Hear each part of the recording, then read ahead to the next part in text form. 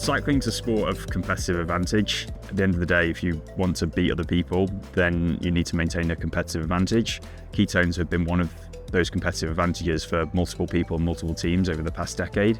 And only now, when the body of literature through science and research is in the public domain, is it becoming more of a discussion topic generally, where historically teams have tried to maintain that competitive advantage and keep it to themselves. It's common knowledge that many World Tour cycling teams, many professional triathletes and athletes worldwide are utilising ketones for their benefit. I first heard about ketones way back in 2013. There was a study going on in Oxford, and as a student back there, I thought, yeah, let's get involved. It was quite an interesting, novel thing to be involved in. There were sort of performance trials looking at the impact of ketones on different aspects of metabolism. So yeah, I jumped right in.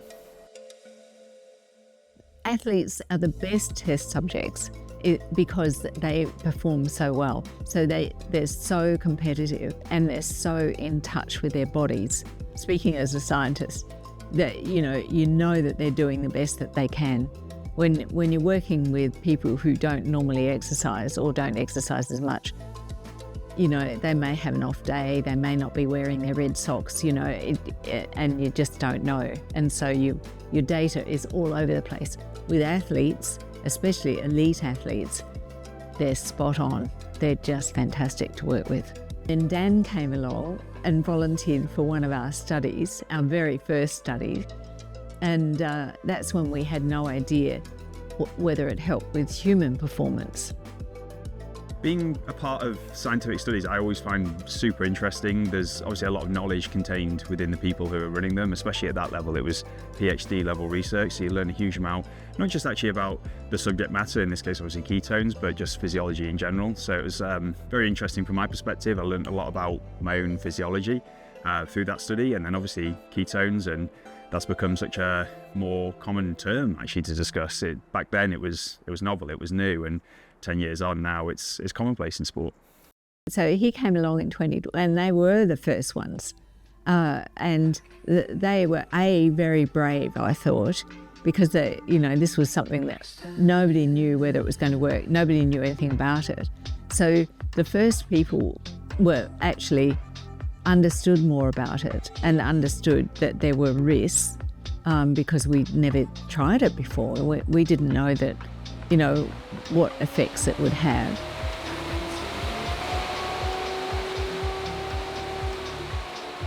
Taking blood ketone concentration sample now, which should be floating around somewhere around 0.5-ish.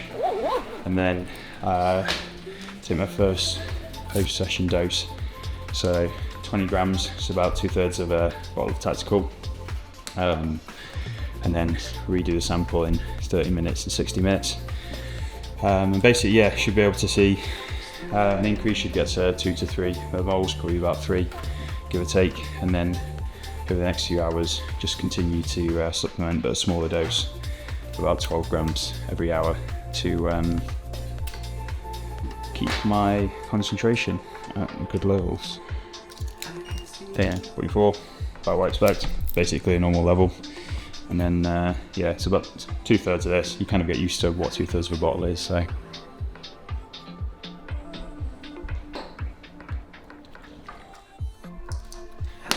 Alright, so we are half an hour post 20 grams of tactical. So with a bit of luck, well, we should be between 2 and 3. Probably to the higher end of that, 2.8. 3, bang, done. So immediately after the study, I didn't start using ketones. I was a student, I was busy with my studies, and at the time as well, they weren't commercially available. They only came to the market, I think, a few years later, so 2015, 2016, which I began using them soon after. I trialed them in different time trials, and at that point in time, I didn't quite understand the true impact, and as I said, the body of research has grown a huge amount in understanding where and why you should use them. And around that time, or at least a few months later, I thought I'd have a go at an hour record. It was my first dipping of the toe in the water, as it were. There's been many since then. I went to a local velodrome on a random Tuesday afternoon in March and rode in a circle for an hour to see what I could do. It was, again, an opportunity to trial. And my attempt at hour records have obviously grown, and to the point of being the holder of the world hour record back in 2022, where ketones were a massive part of my preparation, understanding how the training load really impacts on your body, and understanding how ketones can mitigate the effects of overtraining, allowing you to really push to the limit to recover a lot better, and to really maximize your potential as an athlete. So going into that world record attempt, I was as prepared as I could be. I'm Brian McMahon, Chief Strategy Officer at deltaG. Again, that title is just a title. One of my favorite parts of the job is being really a liaison between the athletes and the research groups, because scientists want to know what the athletes are doing, and vice versa. The development of protocols has really been led by Brian at deltaG. So, as I said previously, we're really looking to be in that 2 to 3 millimole window that you naturally get in a ketogenic diet, and we want to try and extend that for as long as possible. For me, it's always been about recovery from training. I haven't been trialing it so much in competition because my event's so heavily glycolytic where ketones wouldn't really benefit, whereas my training is a whole lot more aerobic. There's a lot of volume, there's a lot of intensity. I'm up altitude here in Andorra as well, where there's more load on my body, so really ketones bring the most benefit to me there. 25 to 30 grams will get most people to 2.5, I think. I'm well below that. I'm down at 20 and I get to 2.5. So I'm like, I guess, a responder in that sense, which is quite nice to know.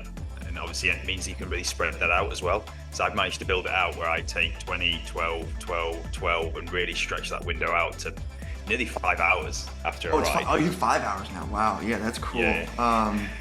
Have you been, so did you try that new technique of having your protein or your meal, your recovery meal post having that?